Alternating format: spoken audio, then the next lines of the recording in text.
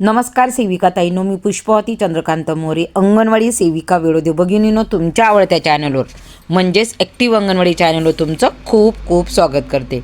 सेविका ताईंनो, आपल्या सगळ्यांना गेल्या 2 महिन्यापासून काही जिल्ह्यांमध्ये सांगण्यात आलं होतं, परंतु आमच्या जिल्ह्यामध्ये आत्ताच आम्हाला 2 दिवसापूर्वी सांगण्यात आलं की आपल्याला ECCE लाभार्थ्यांना वितरित जे विद्यारंभ प्रमाणपत्र ते आपल्याला त्या लाभार्थ्यांना वितरित करायचे आहेत. मग ते वितरित करण्यासाठी आपल्या अंगणवाडी स्तरावर आपल्या सर्व अंगणवाडी ताईंनी आपल्या त्या लाभार्थ्यांचं प्रमाणपत्र सहित माहिती ह्या पद्धतीने यादी बनवून ठेवायची आहे.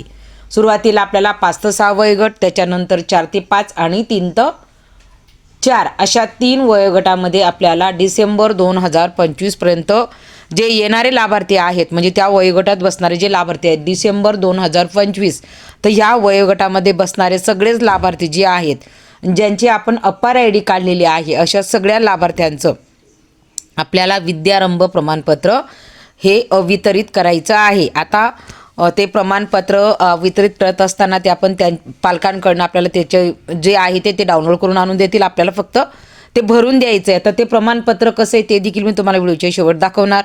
याच्यावर माझा व्हिडिओ देखील आधी झालेला आहे, तो देखील स्पेशल तुम्हाला दाखवणार की कशा पद्धतीने आपल्याला ते प्रमाणपत्र तयार करायचं आहे, कशा पद्धतीने लिहायचं आहे. तर तत्पूर्वी आपल्याला विद्यारंभ प्रमाणपत्राचा जो क्रमांक आहे तो आधी सगळ्यांनी समजून घ्या. बघा, इथे तुम्ही जर एक कॉलम पाहिला तर तुमचं लक्षात येतं असेल की विद्यारंभ प्रमाणपत्र जे कॉलम आहे तो कॉलम इथं मी टाकलेला आहे. तो अशा पद्धतीने आपल्याला आपल्या अंगणवाडी केंद्रामध्ये रेकॉर्डला ठेवायचा आहे. तर तो विद्यारंभ प्रमाणपत्र क्रमांक मी कसा तयार केला, बघा, आपल्याला भेटलेल्या गाईडलाईननुसार, म्हणजे आपल्याला जे प्रमाणपत्र आपल्याला डाउनलोड करायचं त्याच्यासोबत आपल्याला जी PDF आलेली तर त्याच्यामध्ये आपल्याला स्पष्ट सांगण्यात आलेलं आहे की डिसेंबर 2025 पर्यंतचे जेवढे आपल्याला सर्टिफिकेट आहेत किंवा जेवढे प्रमाणपत्र तेवढे आपल्या लाभार्थ्यांना वाटप करायचे आहेत. पण सध्या आपल्याला त्याच्यासाठी परीक्षिका मॅडम यांची पण सही लागणार, आपली पण सही लागणार. ते प्रमाणपत्र देखील शेवट तुम्हाला दाखवते आणि उद्या त्याच्यावर देखील व्यवस्थित मी भरण्याचा व्हिडिओ दाखवणार. परंतु सध्या आज मी डायरेक्ट भरलेलंच तुम्हाला दाखवणार. आज फक्त तुम्हाला ते प्रमाणपत्र जे आहे तर त्याचं जे क्रमांक आहे, विद्यारंभ प्रमाणपत्र क्रमांक, हा खूप आपल्यासाठी महत्त्वाचा आहे. तर आधी तुम्ही काय करा की आपल्याला 5 ते 6, 4 ते 5 आणि 3 ते 4 असे 3 वयोगटानुसार मुलं मुली यादी आधी लिहून ठेवा.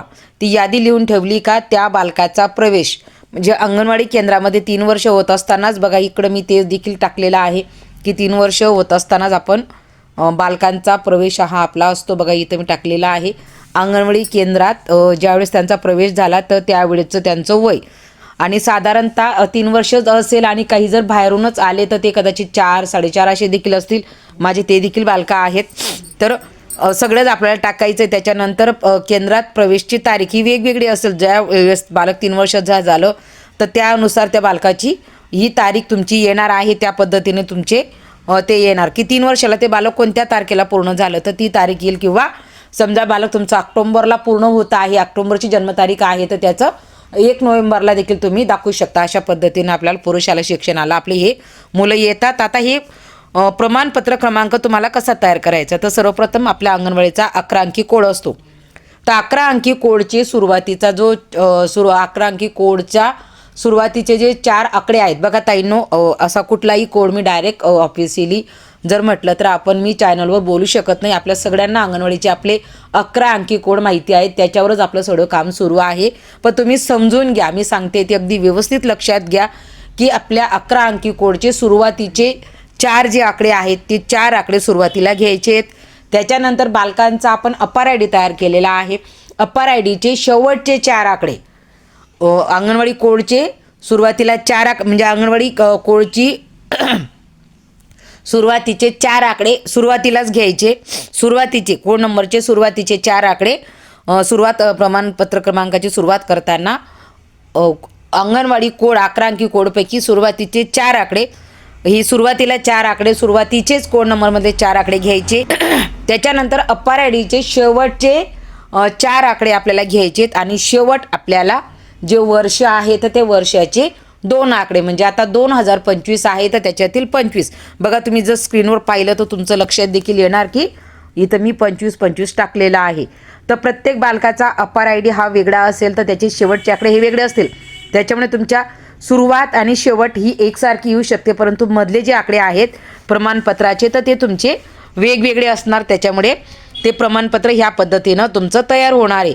अशा पद्धतीने यादी तयार करून घ्यायची आणि अशा पद्धतीने त्या बालकांचं तुम्हाला तयार करून घ्यायचं. मी अशाच पद्धतीने माझे दुसरे पण वयोगट मी केलेले आहेत. तर बघा मी त्याच पद्धतीने 4 ते 5 जर तुम्ही पाहिलं 4 ते 5, 3 ते 4 अशा पद्धतीने मुलं आणि मुली तर यांचं मी या पद्धतीने जे प्रमाणपत्र क्रमांक आहे तो तयार करून आपल्या अंगणवाडी केंद्रामध्ये एका रजिस्टरमध्ये समजा तुम्ही ग्रेडेशनचं रजिस्टर केलेलं आहे तर त्याच्यामध्ये एक फोल्ड करून देखील तुम्ही तयार करू शकता, किंवा एक छोटूसं रजिस्टर 20-25 रुपयाचं रजिस्टर घेऊन देखील तुम्ही अंगणवाडी केंद्रामध्ये ठेवू शकता. कारण भविष्यामध्ये आपल्या ह्या याद्या दरवर्षी तयार होणार आहेत, त्याच्यामुळे याचं स्पेशल रेकॉर्ड आपल्याकडे जर असलं तर खूप चांगलं.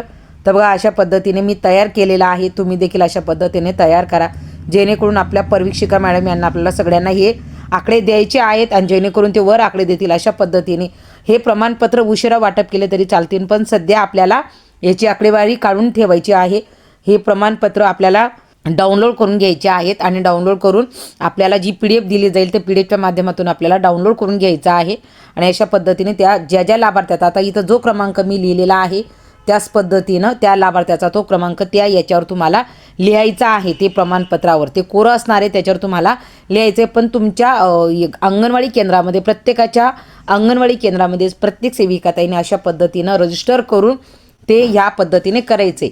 आणि हे काम आपल्याला साधारणतः वर्षातनं एकदाच करायचं आहे आणि त्याचं रेकॉर्ड देखील आपल्याकडे असणं महत्त्वाचं आहे. आपल्या सगळ्यांना माहिती की आपण आपल्या बालकांची स्पर्धा घेतली होती, बालकांचा आपण परीक्षा घेतली होती आकारयुक्त अभ्यासक्रमाची, त्याचं तसं रेकॉर्ड ठेवलं त्या पद्धतीने हे देखील आपल्याला ठेवायचं आहे. आणि आता राहिला प्रश्न की आपल्याला अप्पर ID कुठं मिळणार, तर ते देखील मी तुम्हाला आता दाखवते की आपण पोषण ट्रॅकरमध्ये तो अप्पर ID आपण कुठं बघू शकतो. तर बघा हे लाभार्थी 3 ते 6 वर्ष वयोगटातील लाभार्थी पोषण ट्रॅकवर आपल्याला अशा पद्धतीनं काढायचं आहे. अशा पद्धतीने काढल्यानंतर आपल्याला सगळ्यांना माहिती की आपण जो अप्पर ID आपण पाहतो, अप्पर ID ग्रेडेशन आपण जिथं पाहतो तिथंच तुम्हाला ते बघायचं आहे. 3 ते 6 वर्ष वयोगटातीलच बालकांचं आपण अशा पद्धतीने बघू शकतो. तर आपल्याला इथं क्लिक करायचं आहे. इथं क्लिक करून आपण बालकाचा जो अप्पर ID आहे तो बघू शकतो.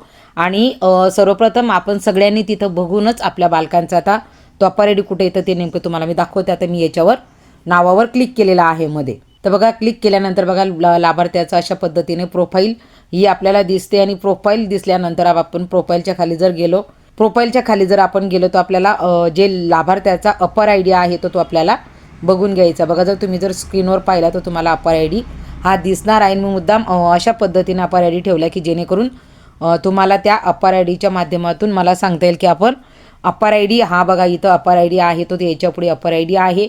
आणि आपल्याला हे शेवटचे जे 4 आकडे आहेत तर हे आपल्याला मध्ये घ्यायचे आहेत. सुरुवातीला आपल्याला अंगणवाडी केंद्राचा जो कोड आहे ते कोडचे जी सुरुवात आहे आपल्या कोडच्या 11 अंकी कोडची जी सुरुवात आहे तीच आपल्याला इथं जे विद्यारंभ प्रमाणपत्राच्या क्रमांकाची सुरुवात करायची आहे 4 सुरुवातीच्या आकड्यांनी. त्याच्यानंतर मग आपल्याला अप्पर IDचे हे 4 आकडे घ्यायचे आहेत आणि वर्ष ज्या वर्षी तुम्ही देणार. आता आपण या वर्षी 2025 म्हणजे 25 शेवटचे 2 आकडे घेतले 25, पुढच्या वर्षी आपण 26 घेऊ. अशा पद्धतीनं आपल्याला विद्यारंभ प्रमाणपत्राचा क्रमांक हा आपल्याला तयार करायचा आहे. आणि सर्वप्रथम याच्यासाठी तुम्ही सगळ्यांनी हे जे प्रमाणपत्राचं रजिस्टर तयार करणार त्याच्या पहिले तुम्हाला सगळ्या एकूण 3 ते 6 वर्ष वयोगटातील मुलं आणि मुली यांचा आधी अप्पर ID ह्या पद्धतीने प्रोफाईलमध्ये जाऊन सगळ्यांचा बघून तुम्हाला आधी लिहून घ्यायचा आहे. सगळ्यांचा अप्पर ID लिहून घ्यायचा आहे. आणि अप्पर ID लिहून झाल्यानंतर मग तुम्हाला विद्यारंभ प्रमाणपत्र क्रमांक तयार करायला अगदी सोपं जाणार. आता माझे लिहिलेले होते त्याच्यामुळे लगेच मी जेवढे माझे लाभार्थी होते 28-29 तर 29 लाभार्थ्यांचं मी लगेच अप्पर ID प्रमाणपत्र क्रमांक माझा तयार झाला. आणि ज्या लाभार्थ्यांचं तुमचं स्वतःचं आधार कार्ड नाही तर त्यांचा अप्पर ID हा निघत नाही. ते स्वतःचं आधार कार्ड असल्याशिवाय अप्पर ID निघत नाही. त्याच्यामुळे ज्या लाभार्थ्यांचं स्वतःचं आधार कार्ड आहे त्यांचंच तुम्ही हे प्रमाणपत्र देखील डाउनलोड करू शकता किंवा ते देऊन लाभार्थ्यांना देऊ शकता. अशा पद्धतीने सध्या आपल्याला आपल्या याच्यामध्ये बालकांचं जे विद्यारंभ प्रमाणपत्र आहे तर ते तयार करण्याची जी प्रोसेस आहे त्याआधी आपल्या अंगणवाडी केंद्रावर रजिस्टर आणि अशा पद्धतीने माहिती लिहून ठेवा. आजच्या व्हिडिओच्या माध्यमातून तुम्हाला एवढंच सांगायचं होतं. उद्याच्या व्हिडिओच्या माध्यमातून विद्यारंभ प्रमाणपत्र आपल्याला कशा पद्धतीने लिहायचं आहे त्याच्यावर आणि त्याच्यानंतर दुसरी, कारण तिथं तुम्हाला अपर आय डी पण लिहायचं आहे त्या प्रमाणपत्रावर. दुसरी गोष्ट म्हणजे विद्यारंभ प्रमाणपत्र पण लिहायचं आहे. आपलं नाव असणार आहे, परीक्षिका मॅडम यांची पण सही, आपली पण सही असणार आहे, लाभार्थ्याचं नाव असणार आहे. तर अशा पद्धतीने ती सगळी माहिती आहे, ती पण तुम्हाला उद्या दाखवते. आणि एक तुम्हाला अपर आय डी काढताना अडचण येत आहे तर अपर आय डी देखील कशा पद्धतीने काढायची, तर याचा देखील मी उद्या दोघंही गोष्टी एकत्र व्हिडिओच्या माध्यमातून सांगणार. तर ताईंनो, जर तुम्हाला व्हिडिओ आवडला असेल तर लाईक करा, तुमचे काही प्रश्न असतील तर टाका, जसं जमेल तसं मी उत्तर देण्याचा प्रयत्न करेल. आजच्या व्हिडिओपुरतं एवढंच. धन्यवाद.